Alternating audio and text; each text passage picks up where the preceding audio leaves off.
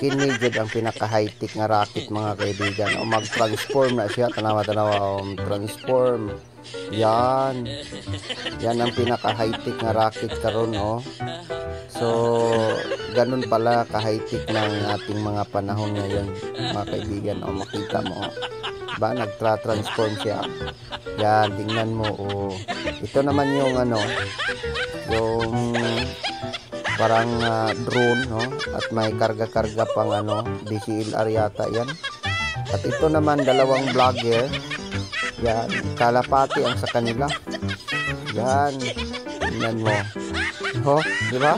Kalapati ang sa kanila, ito yung matalino. Yan, tawa-tawa pa siya. Wala daw yung mga drone. Ito yung living drone sa kanila. Yan, dalawang kalapati. Yan ang result oh. Okay, kita nyo. Ano kayang ano to? Kamerang ginagamit.